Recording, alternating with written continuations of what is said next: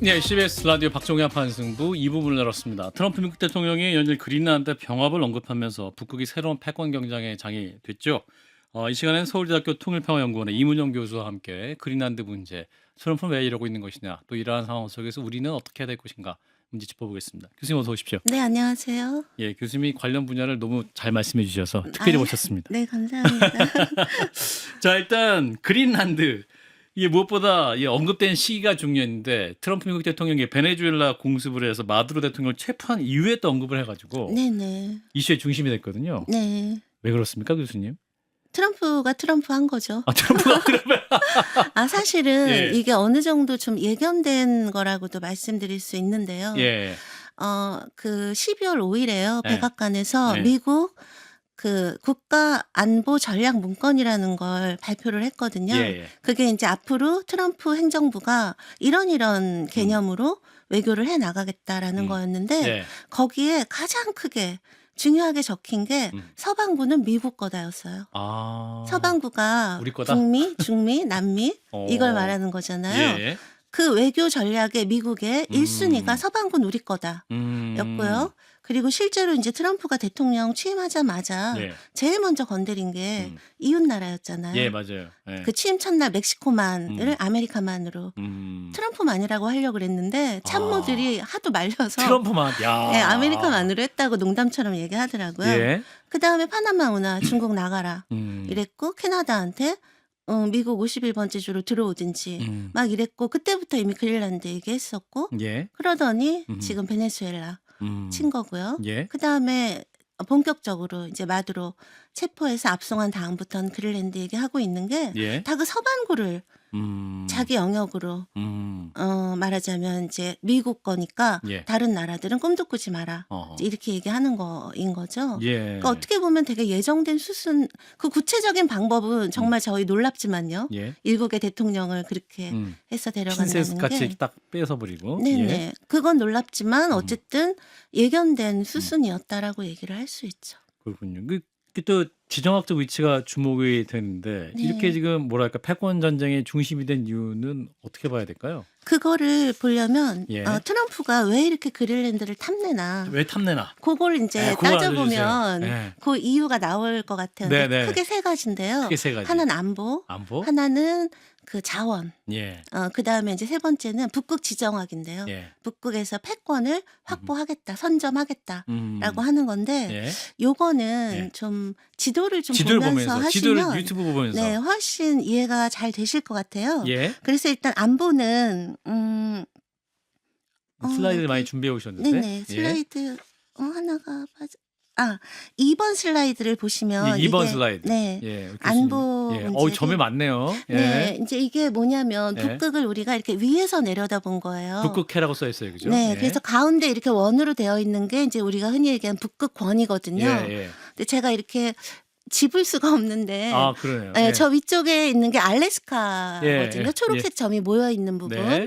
북서쪽에 있는 예. 그게 이제 미국이 있는 거죠. 예, 캐나다 있고 네, 그 밑에 미국도. 캐나다 예. 있고 그다음에 예. 그 바로 밑에 그린란드죠. 예, 그건 보입니다. 그죠? 덴마크령이에요. 덴마크령. 네, 그 바로 밑에 아이슬란드가 있고요. 네, 네. 그다음에 그 오른쪽으로 녹색 우리가 점이 흔히 있네요. 네, 네. 우리가 흔히 노르딕 국가라고 하는 노르웨이, 스웨덴, 핀란드가 있고요. 아, 예. 그 오른쪽으로는 다 러시아예요. 아하. 근데 이제 지금 제가 저기 빨간 동그라미 해놓은 게 뭐냐면 예. 러시아가 북극권에 설치해 놓은 군사 기지거든요. 아하. 근데 저 빨간 점 보시면 네. 그 노르딕 국가 옆에 빨간 점이 막 모여 있죠. 예, 예. 그러면 만약에 러시아가 미국을 핵 미사일로 공격을 한다고 하면요. 쏜다 하면. 가장 최단 거리가 아. 북극을 통해서 가는 건데요. 예, 예. 저기 지금 유럽 쪽에 군사기지가 막 모여 있으니까 아하. 저기서 만약에 미사일을 쏜다고 하면 바로 그린란드를 지나서 미국으로 가게 되죠. 그러니까 대륙간 탄도미사일을 쏘면 사정거리가 그렇죠. 가깝기 때문에 네네. 정밀 타격할 수도 있다. 그렇죠. 확률이 높다. 그리고 최단 거리다. 최단 거리다. 그런데 아. 그것이 그린란드를 지나간다. 아. 그러니까 이제 트럼프가 예. 그린란드는 미국 안보에 너무나 중요하다. 음. 그린란드에 골든돔을 만들어야 된다. 골든돔이라는 건 그 이스라엘의 아이언돔처럼 아하. 예. 일종의 차세대 MD 미사일 방어 시스템. 그러니까 미사일이 미국을 통해 미국을 향해 날아오면 날아오면 사전에 중간에 요격하는. 요격할 수 있는 예. 시스템을 위해서. 그러니까 그거를 그린란드에다가 하겠다라는 게 요런 의미가 있는 거죠. 아, 지정학적 위치가 딱 보니까 굉장히 뭐랄까 방어선을 또 당길 수 있는 효과가 있으니까 그렇죠. 그걸 그다음에 원하는 것이다. 러시아만이 아니고 중국도 쏠 수 있잖아요. 네네네. 그때도 최단 거리가 저렇게 되는 거니까 정말 그린란드가 미국 방어에서 전초기지로서의 그런 역할을 하긴 하죠. 예. 그래서 실제로 냉전 시기에요. 음, 미국 군사기지가 그린란드에 거의 한 50개 있었어요. 예. 그랬는데 지금은 이제 다 없어지고 하나 남아 있기는 한데 예. 이제 트럼프는 그거를 정말 군사 기지화해서 탄탄하게 일종의 골든돔의 핵심으로 만들겠다. 이게 이제 안보적인 거고요. 예. 그다음에 자원 관련해서는 자원. 3번 슬라이드를 보시면 되는데요. 예, 3번 띄워주세요. 네, 어. 또 굉장히 촘촘한, 네. 친절한 자료. 네. 네. 그래서 그린란드에 그렇게 자원이 많다잖아요. 예. 근데 일단 미국의 아킬레스건이 히토류잖아요. 예. 그래서 중국한테 결정적인 순간에 양보하고 협상을 해야 하는 상황. 네. 근데 저 왼쪽에 있는 게 미국 지질조사국에서 2025년에 세계에서 히토류가 어디 제일 많나. 근데 보시면 조사했더니. 8번째가 그린란드예요. 그렇군요. 제일 물론 많은 건 중국인데요. 중국이지만, 네. 그다음에 5위가 러시아예요. 예. 그러니까 러시아, 그다음에 미국, 베트남? 베트남, 그다음에 미국 있고 그다음에 그린란드인데 예.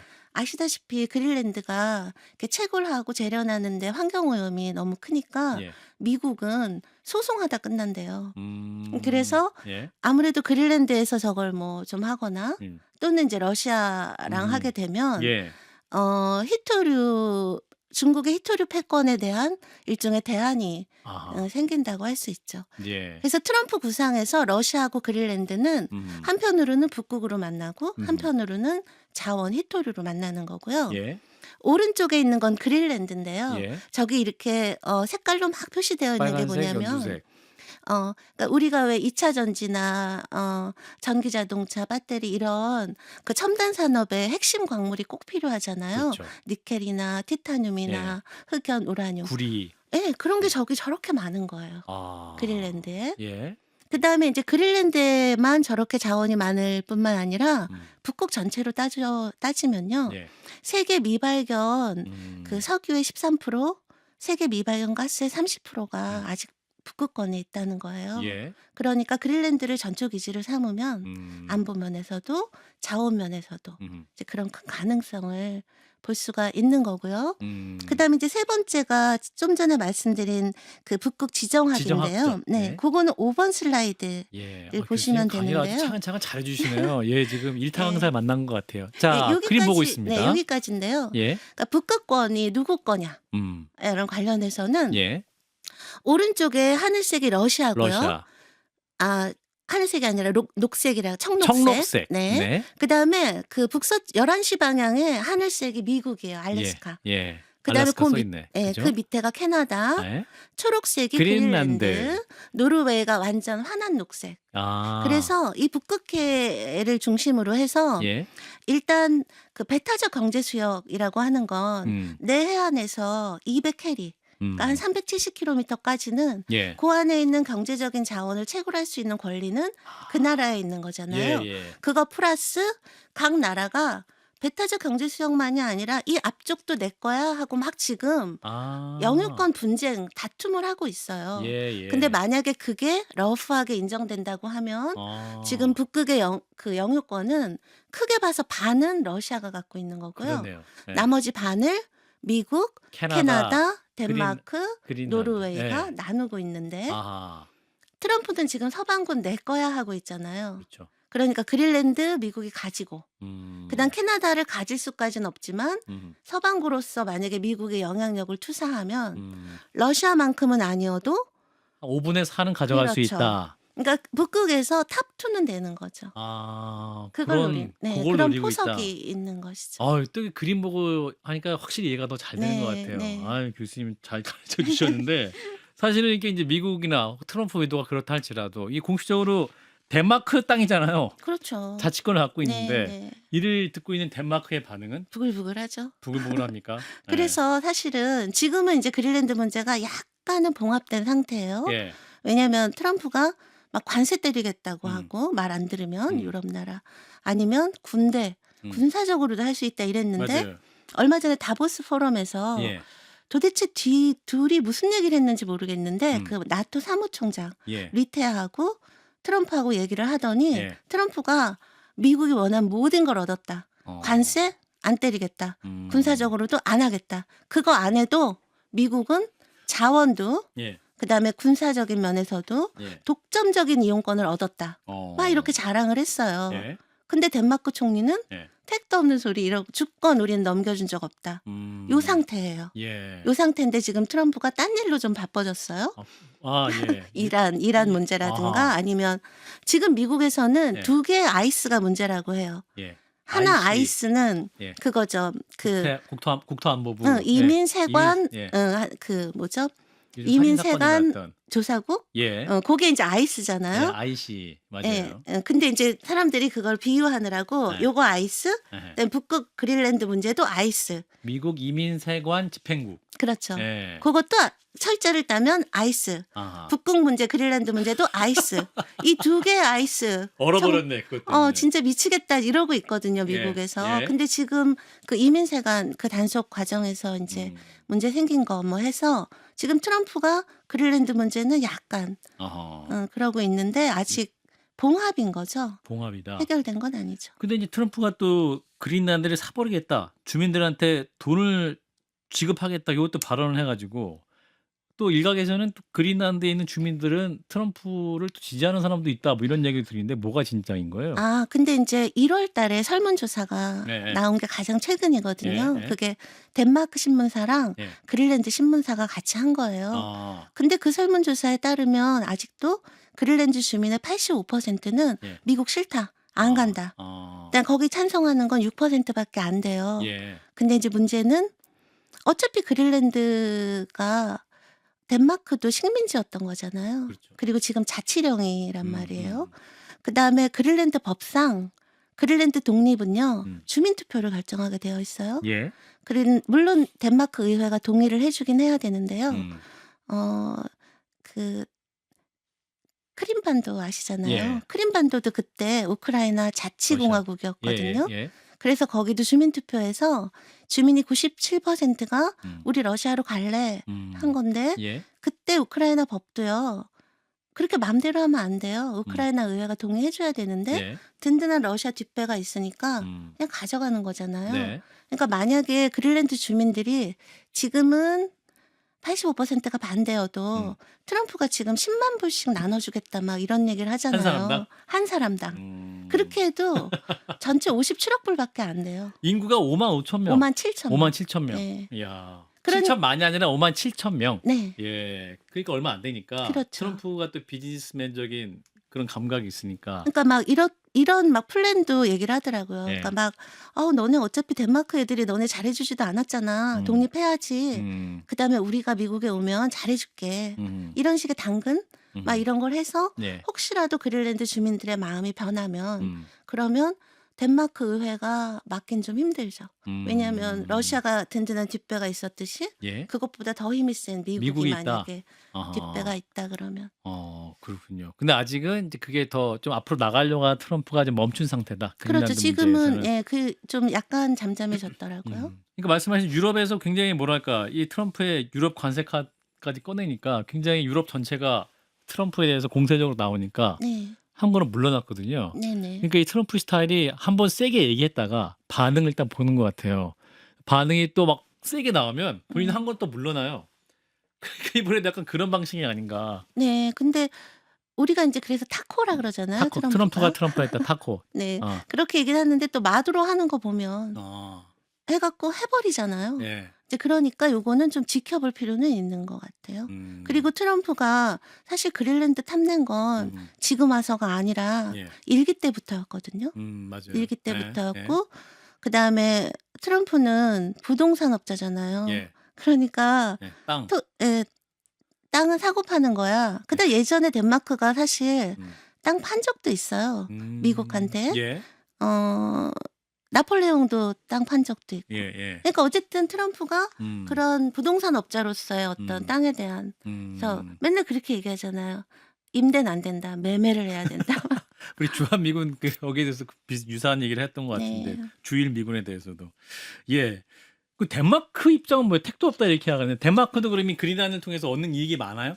근데 그런 걸 다 떠나서 네. 일단 이제 유럽 같은 경우는 네. 이게 국제법상 있을 수 없는 일이라는 거잖아요. 원래 다 있을 수 없는 일을 지금 그분이 하고 있긴 해서 그러니까. 지금 우리가 다루고 있긴 하는데. 그다음 덴마크 이거는 입장에서. 기본적으로 네. 주권에 대한 침해고 예.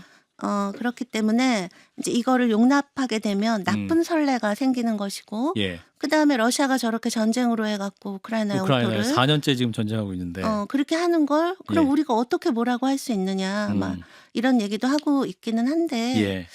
유럽이 별로 힘이 없어갖고요. 트럼프가 막무가내로 만약에 하자 하면 예. 이걸 막을 수 있을까 싶네요. 그래요. 트럼프의 의지에 달렸다라는 말씀인 것 같은데. 자, 이제 우리 정부 얘기 좀 해보면, 근데 우리 정부도 이제 북극 항로 개척, 이게 관심이 많잖아요. 네. 그럼 이러한 이제 그린란드 안에서 일어나는 분쟁 이런 걸 보면서 네네. 우리 정부는 또 어떤 그림을 그려야 될 것이고 전략이 필요한가 이 부분. 그러니까 일단은 그런 게 있는 것 같아요. 그러니까 이제 새 정부의 되게 예. 중요한 미래 전략 중에 하나가 북극 항로고요. 예. 그래서 부산을 이제 북극 항로의 거점항으로 음. 만들자 뭐 이런 이야기들도 많이 하시는데 네네. 근데 그 북극 항로가 아까 예. 제가 보여드린 그 북극 곡이 예. 러시아 연안을 쭉 따라서 이렇게 가는 거거든요. 예. 그래서 북극 항로의 90%가 러시아예요. 음. 그다음에 북극권 자체로도 53%는 러시아거든요. 예. 그다음에 지금 아까 말씀드린 것처럼 음.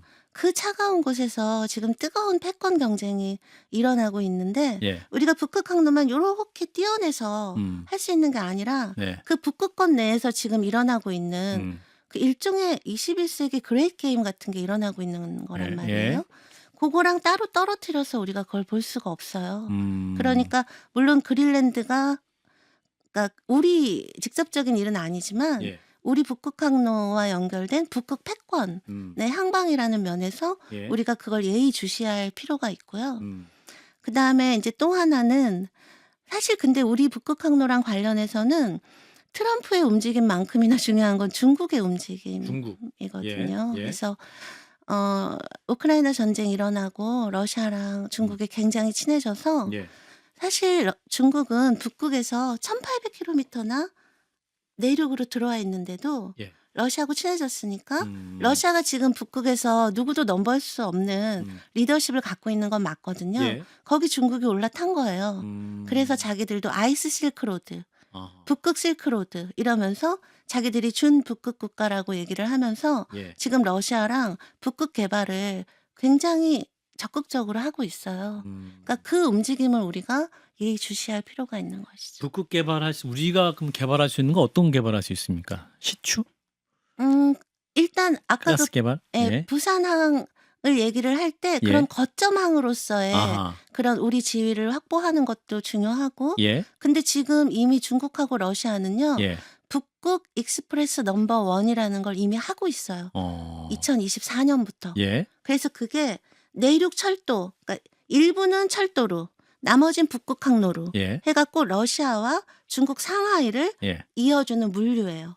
그걸 이미 하고 있거든요. 예. 이미 북극 항로를 상하이가 이용하고 있는 거거든요. 예. 그러니까 그런 것들을 완전히 뺏기지 않도록 하려는 어떤 뭐 외교적인 노력, 뭐 여러 가지. 그렇군요. 그다음에 그 북극 개발하기 위해서는 뭐 여러 쇄빙선이라든가 선박 제조라든가 또 여러 가지 기술적인 그런 것들이 필요하잖아요. 예. 뭐 이런 기술 협력이라든가 우리 한국이 또 조선이 잘하죠. 워낙 예. 하니까 뭐 그런 거라든가 그렇군요. 또 상상력이 필요한 부분도 있네요, 그러면. 그렇죠. 예. 자, 아까 이제 살짝 말씀해 주셨습니다만, 그러면 장기적으로 봤을 때 이 그린란드는 어떻게 될 것이냐 이 부분인데, 그럼 주민들의 의지도 중요하고, 그거를 갖고 있는 덴마크의 의지와 그 둘러싼 유럽의 지형도 중요한 것 같고, 또 러시아, 더 나아가서 중국까지도 중요할 것 같은데. 그렇죠. 그 굉장히 복잡한 함수인 예. 건데 예. 그중에 이제 가장 중요한 키플레이어는 예. 트럼프인 거죠. 근데 저는 트럼프가 설마 그걸 예. 군사적으로까지 예. 할까 싶어요. 왜냐하면 예. 만약에 군사적인 어떤 걸 하면 그건 나토를 깨는 거예요. 예. 왜냐하면 덴마크령인데 그걸 군사적으로 미국이 가지겠다고 하면 나토 국가가 나토 국가를 공격하는 건데 예. 그럼 나토는 이건 깨지는 거거든요. 네. 그렇게까지 아무리 트럼프가 우리 음. 예상을 벗어나지만 음. 그렇게까지 막 나갈까 싶기는 한데요. 예예. 근데 모르죠. 너무나 음. 예상을 벗어나는 사람이라. 그렇군요. 그 그린란드 발언이 인제 좀 잠잠해졌지만 다시금 시도하는 시기는 언제쯤 될까요? 그럼 국내 문제가 잠잠해졌을 때? 네. 뭐 여러 여건이 또 조성되면 그렇게 하겠죠. 지금 어. 트럼프는 일단은 예. 다시 이란 문제, 이란 문제. 그다음에 인제 러시아랑 우크라이나가 예. 또 지금 종전 협상 처음으로 3 자 협상하기 시작했거든요. 예예예. 이제 그 문제, 그다음에 국내 문제 아하. 이런 것 때문에 정신이 없는 것 같더라고요. 아 그렇군요. 그럼 이제 데마크로서는 또 시간을 좀 번 상황이긴 한 것 같네요. 근데 이게 다 연동되어 있어요. 뭐 어디랑 연동돼 있죠? 그러니까 예를 들면 예. 이제 유럽이 이제 나토 덴마크 총리는 예. 만약에 트럼프가 이렇게까지 막 나가면 이 나토가 깨지는 수가 있다. 이렇게 협박을 한단 말이에요. 예. 근데 이제 문제는 유럽이 그 병력이 그렇게 많지가 않아요. 병력이요? 예, 러시아는 군사력. 정규군이 132만이거든요. 예예. 근데 덴마크 2만이에요. 아. 근데 미국은 138만이에요. 네. 그러니까 덴마크도 2만밖에 안 되고 스웨덴도 막 23,000? 그러니까 그 북극 국가들이 예. 한 25,000 정도밖에 안 돼요. 예예. 캐나다 68,000. 음. 그러니까 이 나라들은 나토로 묶여 있어야 그나마 러시아에 저항할 수 있고요. 근데 러시아가 병력만 많은 게 아니라 지구상 핵탄두의 반이 러시아가 갖고 있잖아요. 그렇죠. 예. 그런 것도 있고 그다음에 아무리 유럽 국가들이 이제 나토 분담금 퍼센트를 올렸잖아요. 예. 그래도 2025년까지도 나토가 쓰는 돈의 60에서 65%를 미국이 혼자 돼요. 나머지 모든 유럽 회원국과 예. 캐나다가 다 합쳐서 내는 돈보다 어허. 그게 3이고요. 3.5. 미국 혼자 6.5를 낸단 말이에요. 예. 그러면 유럽 국가 입장에서는 병력도 그렇지, 핵도 그렇지, 그다음에 돈도 그렇지. 예. 그러면 미국 없는 유럽이라고 하는 거는 러시아가 너무 위협적이잖아요. 예. 그러니까 이제 유럽 입장에서는 미국 없는 나토, 또 나토 없는 유럽의 방위라고 하는 거는 아직까지는 꿈도 꿀 수 없는 상황인 것이죠. 그러니까 막 유럽이 똘똘 뭉치고 있긴 하지만 예. 아마 유럽도 함부로 막 하기는 힘들 거예요. 아하. 카드가 없으니까. 카드가 없다. 음. 이제 방위비 분담 문제를 이제 트럼프가 우리 대한민국 같은 경우 주한미군 관련해서 더 많이 부담해라 뭐 이런 식으로 압박하고 있는 거 아니에요. 네. 말씀하신 것처럼 나토에도 이렇게 이제 미국이 부담하는 돈이 많다고 한다면 트럼프 입장에서는 안보적 이슈보다 왜 이렇게 돈이 많아? 또 우리 같은 경우도 부자 국가인데 왜 우리가 많이 부담해줘? 이런 논리를 피기 때문에 나토 관련해서도 뭔가 이 방위비 관련해서도 압박할 수 있는 여지가 있는 거 아니에요? 압박했죠. 그래서 예. 5%까지 올렸잖아요. 예. 2% 한 나라도 얼마 없었는데 예. 트럼프가 왜 나토는 유럽 지켜주는데 돈을 음. 우리가 다 내냐. 예. 이러면 너네 2%안 하면 우리 나토 미국 탈퇴해버릴 거야? 음. 그랬는데 우크라이나 전쟁 나고 막 이러니까 그 5%로 늘리기는 했는데요. 네네. 그래도 그게 2035년까지 그만큼 하겠다라는 거예요. 그리고 아시다시피 지금 유럽이 경제 사정이 너무 안 좋거든요. 예. 그다음에 지금 미국이 무기 지원하는 거 다 뺐어요, 우크라이나에. 예. 예. 그래서 그 유럽이 지금 다 혼자 하고 있단 말이에요. 예. 그러니까 유럽도 준비 기간이 필요하다라는 거죠. 그렇게 금방 확 이렇게 못 한다라는 거죠. 그러니까 얼마 전에 그 리테가 그렇게 얘기했어요. 미국 없이 유럽 혼자서 나토 못 끌어간다, 꿈 깨라. 어저께인가 그저께 그렇게 얘기했어요. 러시아가 지금 우크라이나랑 지금 전쟁 4년째 하고 있는데 네. 그거 언제 끝나요? 쉽게 안 끝날 것 같은데. 아 그래 안 끝나요? 쉽게 안 쉽게 안 끝날 것 같은데요. 같아요. 그러니까 지금 아까도 그 북극 보면은 이제 러시아 영향이 굉장히 크긴 합니다만 네. 그지 우크라이나 전쟁을 4년째 하고 있기 때문에 러시아도 뭐 옛날같이 이렇게 막 강력하게 힘을 유지할 수 있다고 보기는 어려운 상황인 것 같은데. 꼭 그런 것 같지는 않아요. 아 그런가요? 네. 그러니까 네. 일단 러시아는 네. 북극의 우선순위가 너무 높아요. 아. 그러니까 러시아는 북극이 그냥 단지 이제 부상하는 곳 이 정도가 아니라 네. 소련 시절부터 북극 항로를 이용을 했어요.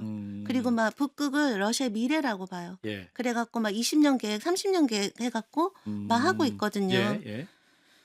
그렇기 때문에 이제 그 전략적인 가치라고 하는 게 북극이 너무 높기 때문에 그러니까 트럼프도 덴마크나 캐나다는 쳐도 러시아는 못 건드리는 이유가 지금 북극에서 러시아의 그 지배가 너무 확실하기 때문에 러시아를 아웃시킬 수는 없어요. 그러니까 트럼프는 덴마크하고 캐나다 어떻게 해서 자기가 어느 정도 북극의 탑2가 돼서 예. 러시아하고 같이 예. 말하자면 협력할 건 협력하고 예. 경쟁할 건 경쟁하고 예. 이러면서 같이 경영하자라는 컨셉이 더 맞는 것 같아요.